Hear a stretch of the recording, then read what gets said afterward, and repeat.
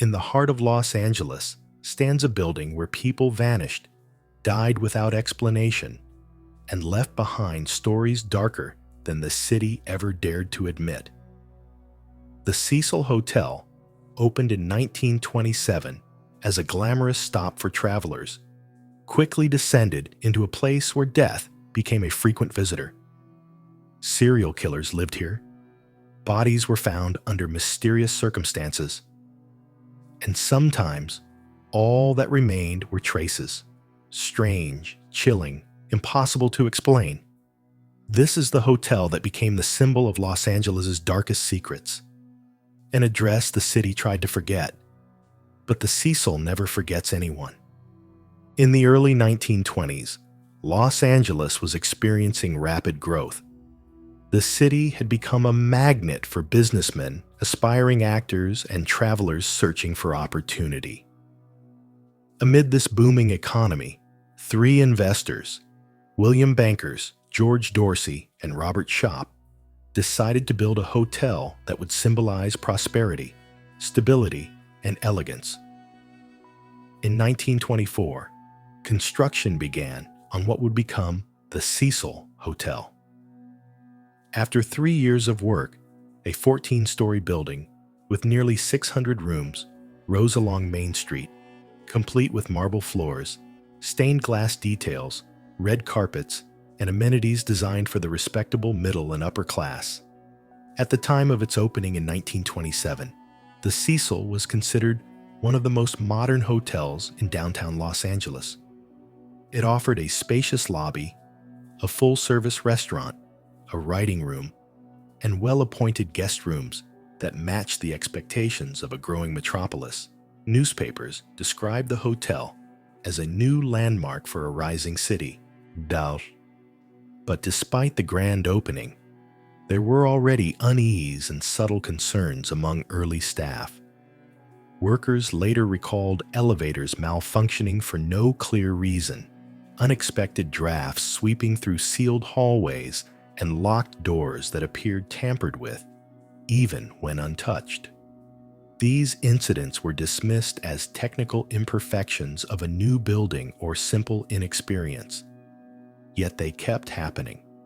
However, it wasn't the unexplained occurrences that would define the Cecil's future, but history itself. Only 2 years after the hotel opened, the United States was hit by the Great Depression. Businesses collapsed, and the once promising district surrounding the hotel deteriorated into an area marked by poverty, unemployment, and rising crime. The hotel, initially intended for well-to-do travelers, suddenly became a refuge for those with nowhere else to go. The homeless, the struggling, and individuals suffering from addiction or mental illness. Management lowered prices, offered long-term rentals, and accepted almost anyone who could pay. The Cecil was not built for this kind of clientele, but the building slowly absorbed the desperation that filled its halls. It no longer resembled a modern hotel. Instead, it became a vessel for the tragedies of hundreds of lives passing through its rooms. None of the original investors could have imagined that their ambitious project would become one of the darkest locations in Los Angeles, a place whose reputation would grow more sinister with each passing decade.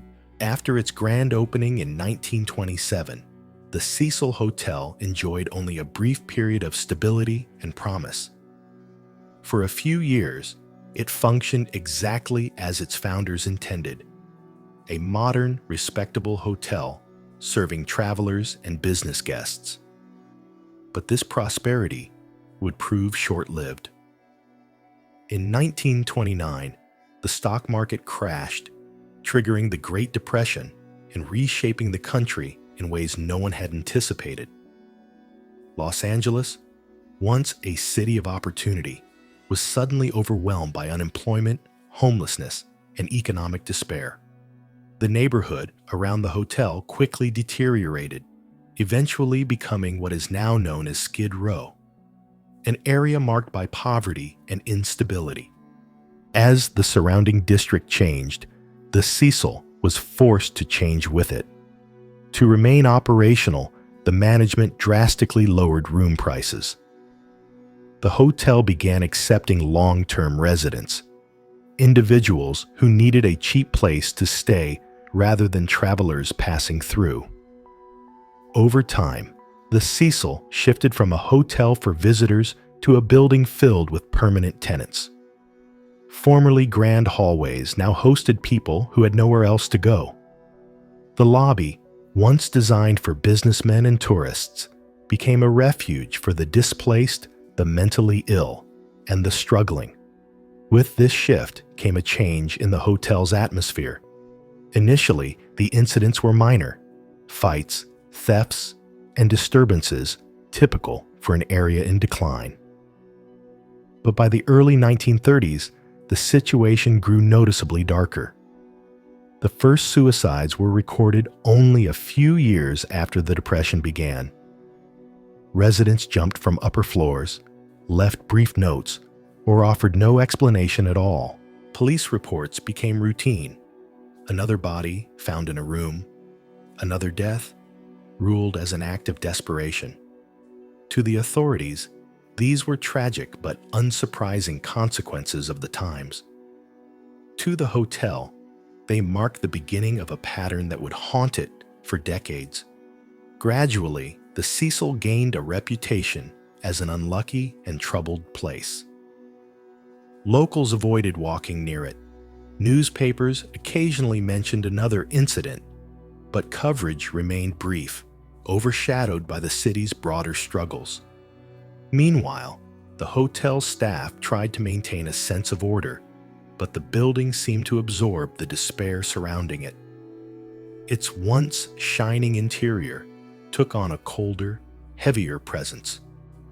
What had begun as an ambitious project was transforming into something very different.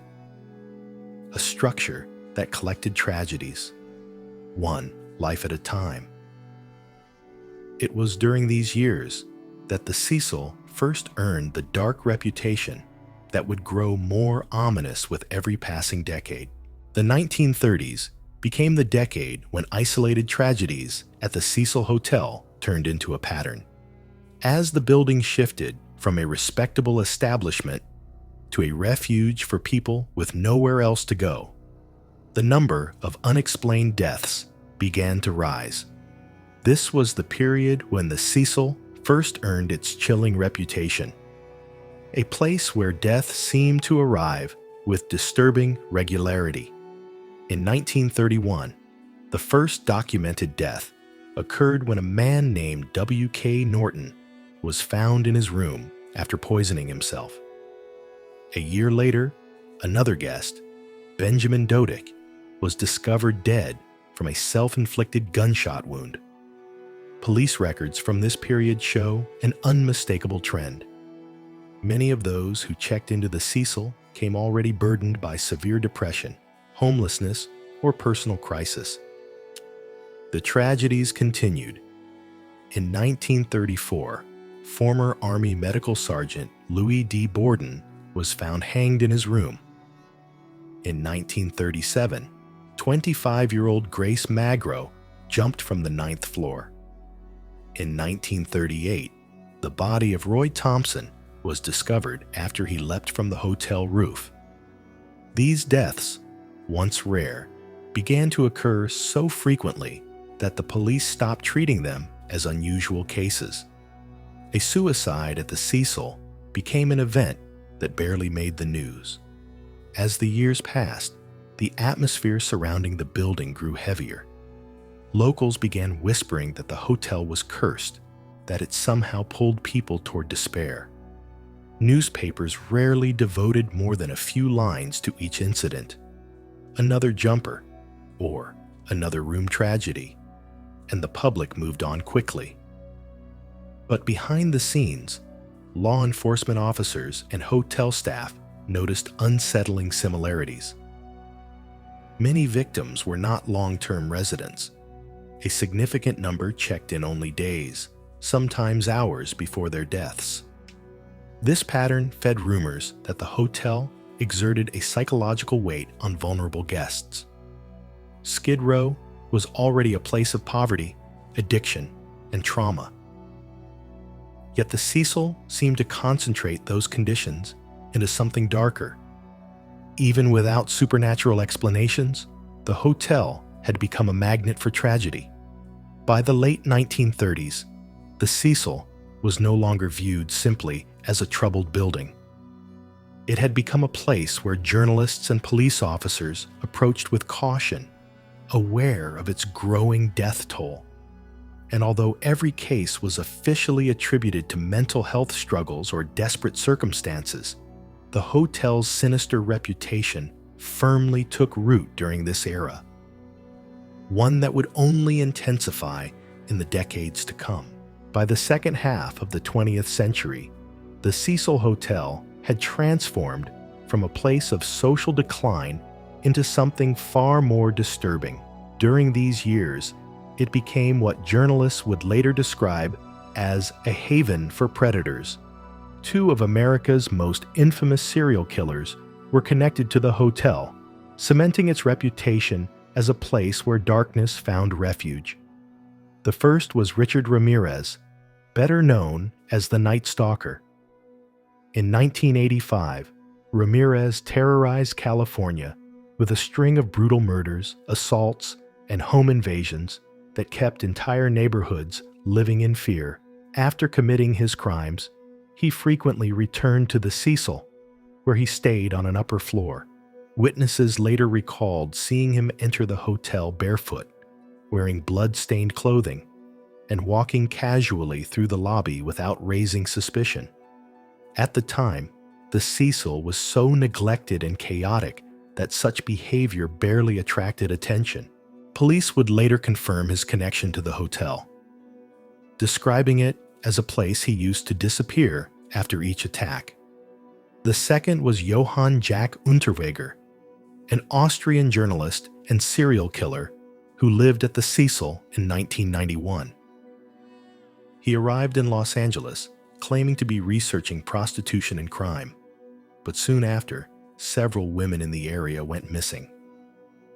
Investigators later discovered that Unterweger used the hotel as his base of operations, mirroring the behavior of Ramirez. His arrest and the subsequent investigation once again thrust the hotel into the spotlight, reinforcing its reputation as a breeding ground for violent criminals. The presence of not one, but two serial killers within the same building shocked the public and solidified the Cecil's dark legacy. To many, it was no longer a coincidence. The hotel's decaying walls and lawless environment created the perfect conditions for predators seeking anonymity.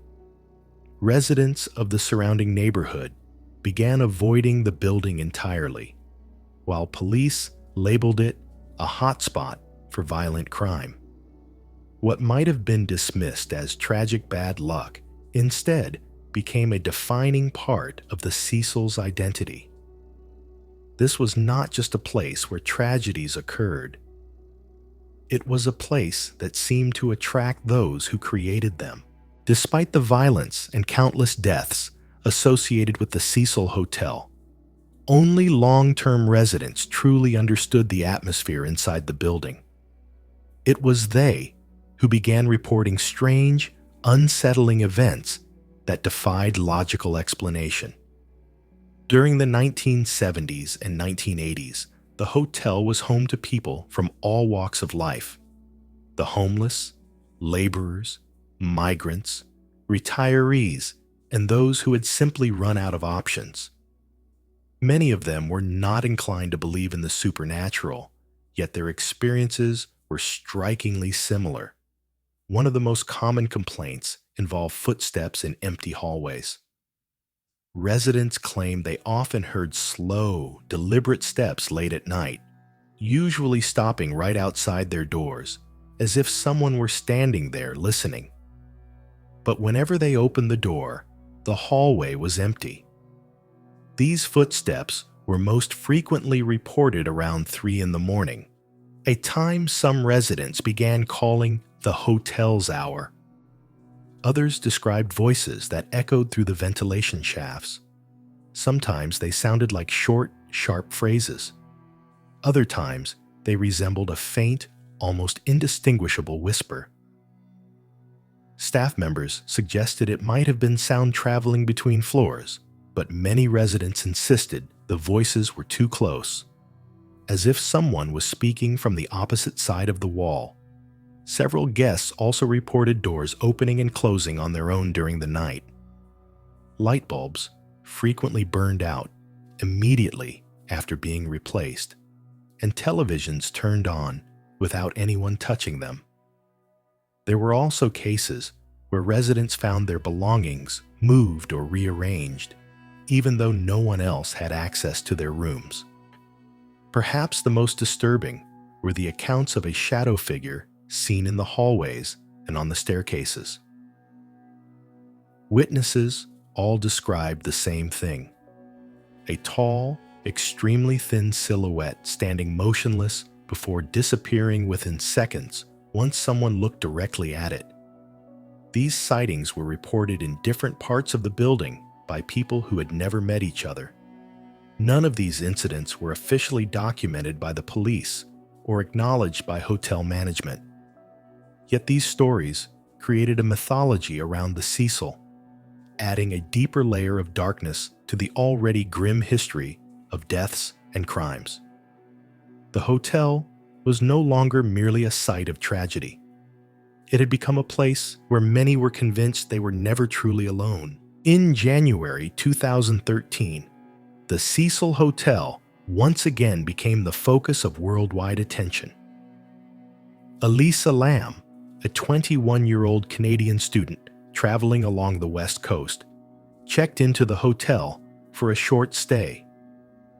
According to staff, she initially shared a room with other guests, but was later moved to a private one after her roommates reported unusual behavior. At the time, no one viewed this as a serious concern. But within days, Elisa went missing. The Los Angeles Police Department launched a full investigation. Officers searched the building from top to bottom. Rooms, hallways, maintenance areas, the basement, and even the roof. Despite their efforts, there were no clues. The case might have remained another tragic disappearance associated with the hotel, had the police not released a piece of security footage recorded shortly before Elisa vanished. The video, captured inside a Cecil Hotel elevator, became one of the most widely viewed and analyzed clips on the internet. In the footage, Elisa behaves in ways that appear deeply unusual. She presses multiple buttons rapidly, steps in and out of the elevator, hides in the corner as if someone is approaching, and makes fluid, ambiguous hand movements as though she is communicating with someone or something outside the frame. The elevator doors remain open throughout most of the video, despite her repeated attempts to operate it. This detail alone fueled an array of theories. The footage quickly went viral, prompting debates ranging from mental health explanations to speculation about paranormal interference or a possible pursuer. As the search continued, hotel residents began reporting issues with the water supply, low pressure, strange taste, and a dark tint coming from the taps. On February 19th, nearly 3 weeks after Elisa went missing, a maintenance worker climbed to the roof to inspect the water tanks. Inside one of the large metal reservoirs, he made the grim discovery: Elisa Lam's body. The official autopsy concluded that Elisa died by accidental drowning. There were no signs of trauma or foul play. Yet the key questions remained unanswered. How did she access the roof when the door was locked and alarmed? How did she lift the heavy lid of the tank and climb inside? Why did the elevator malfunction in the manner seen on video? None of these details were ever fully explained. Elisa Lam's disappearance became a global mystery. And once again, the Cecil Hotel emerged as a place where tragedy and unanswered questions converge, even in the modern era. The discovery of Elisa Lam's body inside a rooftop water tank marked one of the most disturbing moments in the Cecil Hotel's long and troubled history. Residents and guests who had complained about the water's strange taste, color, and pressure were horrified when they learned the truth. For nearly 3 weeks, they had been using water drawn from the same tank. Where Elisa's body had been decomposing, public outrage was immediate, and the hotel found itself at the center of a media storm. Authorities, health inspectors, and technical specialists launched a series of investigations. One of the first questions concerned access to the roof. The door leading up to it was supposed to trigger an alarm if opened, yet no alarm had been reported. This cast doubt on the idea that Elisa had reached the roof on her own. Inspectors also noted the difficulty of opening and entering the heavy water tank. Lifting the metal lid, climbing inside, and closing it again would be nearly impossible for a single person. These issues raised more questions than answers. News outlets began covering the case extensively.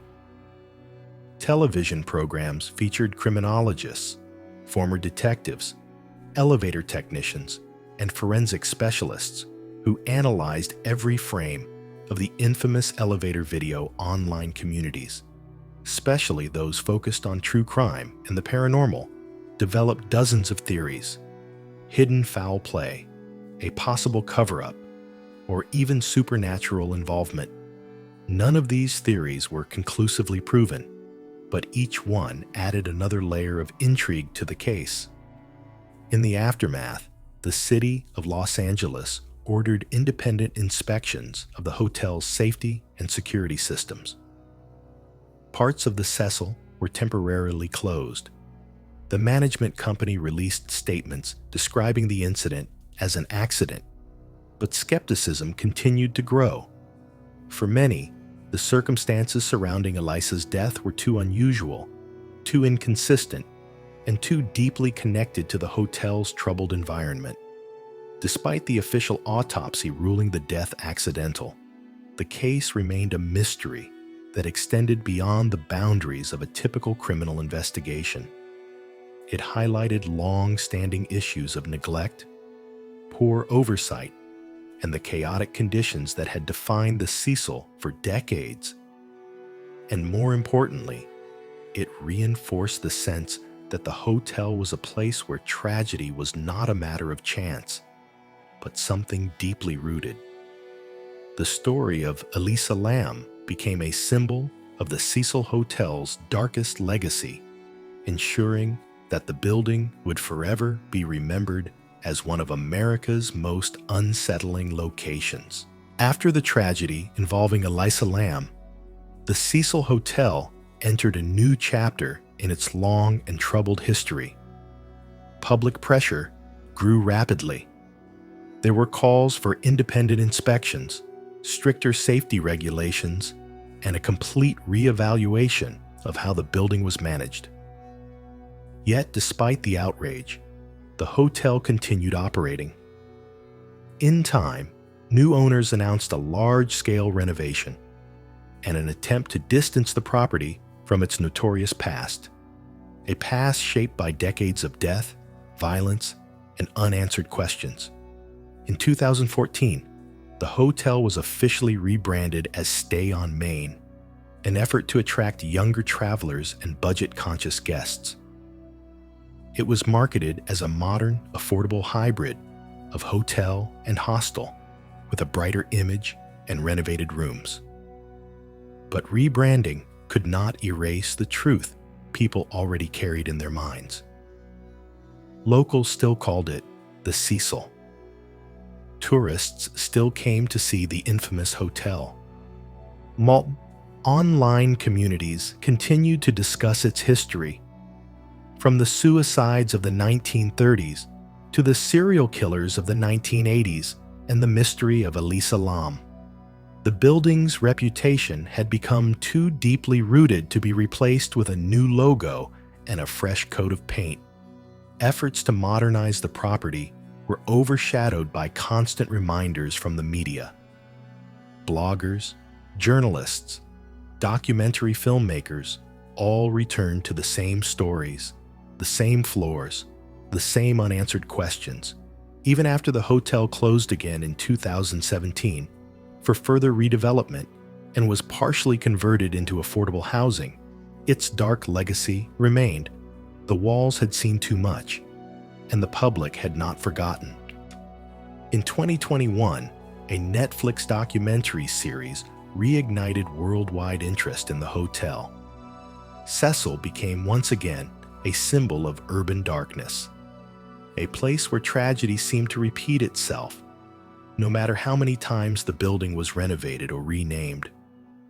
Although parts of it now serve as low-income housing, the myth and the memory continue to surround it like a shadow. The Cecil Hotel is made of concrete, steel, and glass, but its true structure is built from stories. Dozens of deaths, countless strange events, and generations of people who passed through its corridors. Its identity is tied not to its architecture, but to the mysteries that unfolded within its walls. And no matter how much one tries to rewrite its history, there are places that simply refuse to let the past fade. Cecil is one of them.